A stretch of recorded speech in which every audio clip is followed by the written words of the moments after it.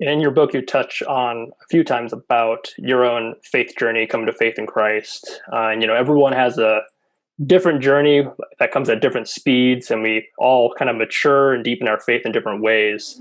Can you specifically touch on how your faith journey has impacted and matured your understanding of creativity and vocation? Yes, so in the book I talk about how uh so I grew up in California. I had an auntie who worked in Hollywood.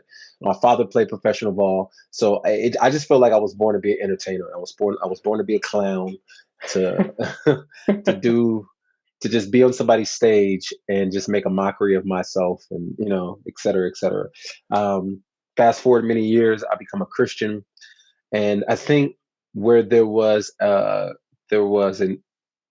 deficiency in the spaces that I was in, and I find that it wasn't just the spaces that I was in, but this was a ubiquitous kind of deficiency. Is that there wasn't a lot of robust and thorough teaching on how to use the skill sets that God gave people outside of the four walls of the church. Like Mm, how does someone develop and mature an individual, or help come alongside to mature an individual to be effective in the marketplace, to be effective mm, in the instead of consistently training people to be pastors and missionaries to go to some foreign country.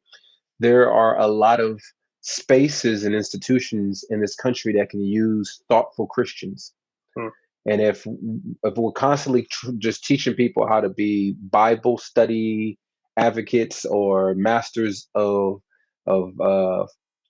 of exegeting texts, and then asking them to go to other countries to be missionaries, because that's where the real Christian work is, mm, then what we're doing is we're raising a bunch of immature, ineffective Christians who just go to work to collect checks so that they can give that money back to the church in order to do the real ministry. mm, And when I became a Christian, I knew that primarily the Lord had given me all these gifts, and He'd put me in all these positions, and people loved my talent, and I was charismatic, and I was endearing to folks.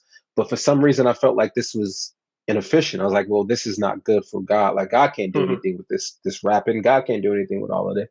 Until He started to put people in my life that I saw, like the cross movement and other mm, folks that I saw that were doing good work, and I was like, well, maybe there's something that's just inadequate. Like there's an incomplete story being told here. mm.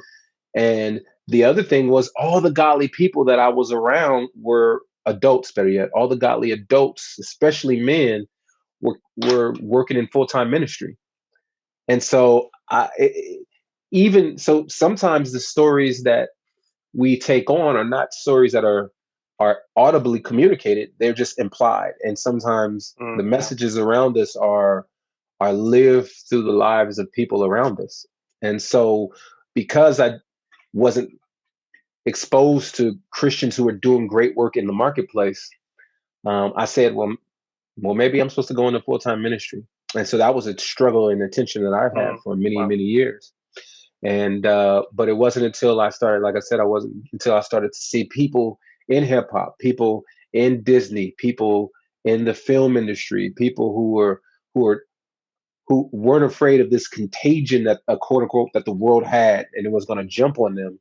They were like, no, that the Lord said that I should be of this world, but not I should be in this world, but not of it, and He would protect me, and that I have all the resources and all the tools necessary in order to be efficient for ministry, and I should watch my walk worthy of the calling. And so it's there in the scriptures, and so I just was like, well, I'm going to stumble. I'm going to stumble through the darkness, Mm. and hopefully find other people who are stumbling through the darkness, and we'll figure this out together.